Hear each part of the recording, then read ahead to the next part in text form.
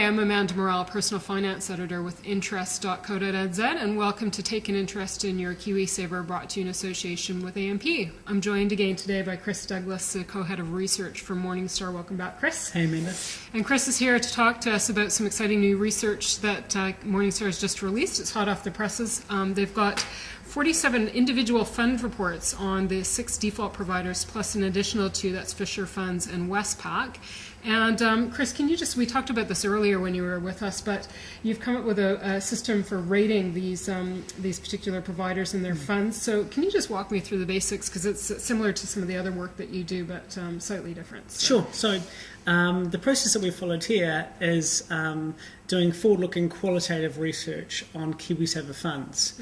Yep. So we already do forward-looking qualitative research on funds, our managed funds in New Zealand. So we look at domestic equity managers, fixed interest managers, global equity managers, and the like, and we've been rolling out that process into KiwiSaver. Okay. So that follows our process, which follows the 5 pillars, and it's the people, the process, the parent, the price, and the performance of the fund. Okay, so you took those 5 criteria and applied those to each individual fund offered by the providers? Yeah, correct. So we've been looking at as you say, looking at it from all the different schemes, the 6 default schemes, as well as Westpac and Fisher funds. Okay, so the particular rating systems that you've come up with what are the different options? There's gold, silver, and bronze? Sure. So there's 3 positive ratings, okay. Gold, silver, and bronze. Yep. We call them the medalists. Okay. And then there's a neutral rating, right, which is for everything that just we think is solid, but without being something that we recommend to clients. Okay. And then there's a negative rating. Okay. We also have an under review designation as well, where there's a short-term issue has happened, and we think investors just need to be aware of that.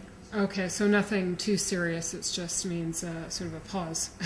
Correct. It's a pause. Yep. Don't allocate new money there for the time being. Okay. We'll be updating our report in the foreseeable future. Okay. So who was on the podium?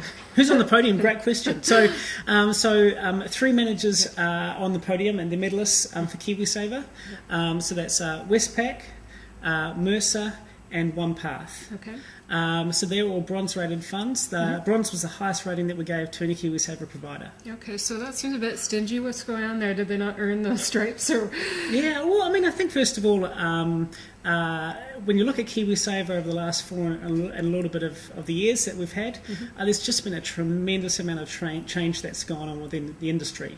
Okay. So we've had in virtually all cases, there's been significant changes to the investment personnel running the funds that we assessed. There's been process changes, there's been corporate changes as well, and corporate disruptions that have gone on. Yep. And this has all impacted, I guess, our overall view of the KiwiSaver schemes. We very much view KiwiSaver from an investment management perspective as being a work in progress. We think a lot's been done, there's been a lot of process, people changes and the like. Things look to be bedded down now, and we're very positive about the future. Okay, so just talking about the neutral categories, there was some surprises there in my opinion. What sort of criteria or what sort of issues would have put them into that ranking? Yeah. So when you look at, it's going to be on a case-by-case basis. But let's take Fisher Funds, because normally they've done really well performance-wise, and a very reputable company. They are. And lots of action there in terms of mergers, them having taken over Hullage. So why would they get a neutral rating? So when you look at Fisher Funds in particular, we cover a number of the sector funds, the Australian equities, New Zealand equities, and global equities, and they're all funds that we like. They're all medalists in the single sector space. Okay. But for us, Fisher have never really quite had the asset allocation experience. Okay. And what they put together is a perfectly solid and valid KiwiSaver proposition. Okay. But at the same time, I think when you're looking at their their asset allocation expertise, it hasn't been quite as strong as other providers that we've assessed. That's changing though. They've hired Mark Brickhouse as the Chief Investment Officer. Yep. He's just started there, and we expect to see some changes going forward for those funds as well. Okay. And so in terms of the funds under review, that's the one to watch for there is AMP, correct? Correct. So what's going on in that space that they were on hold for you in terms of your evaluation? Yes, so 2 key areas for AMP just holding us back at the moment and just giving us room, a reason to pause for thought. There's the AMP AXA merger that's going on at the moment, and the AMP funds will be falling under the remit of the AXA investment team. Right. And they've been relabelled the AMP Capital Multi-Asset Group. Yep. And what you'll find as well is that the unlisted property exposure, which is currently a liquid holding in the portfolio, in some of the funds is quite a substantial allocation as well. There's some barriers as to how that's going to work out, and we're still to get some answers around how that actually will handle the merger when they bring the AMP funds into the AXA remit. So we're hoping to get some more guidance from AMP in the coming months from that. We're going to be updating our reports as and when that happens. Okay. As a consequence, so your recommendation for would-be investors is to not to get into this fund. Yeah, so anyone who's following our research, any Morningstar client following our research, we're saying new clients. We don't advocate new money flowing into these funds at this stage. Okay, and how about for those individuals who are already in there? Well, for individuals already in there, there's been a number of losses that they've already felt from the property fund's exposure. There's enough reasons to say, stay where you are for now. Let's wait and see what changes are going to be announced from AMP, and then we can, and then you make a decision there. There's no need to rush a decision. There's certainly no need to sell these funds if you're invested in the AMP KiwiSaver scheme. Now, just sprang to mind, with the individual funds offered by the providers, are you giving them a ranking as well, or you're just giving these metal rankings and categories to the provider? It's on a fund by fund basis. So you mentioned 47 funds at the moment. 47 funds have been reviewed.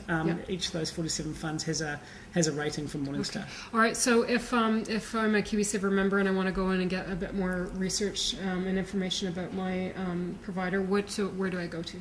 Well, certainly at this stage, our research is available to Morningstar clients in many ways. It's a Morningstar's.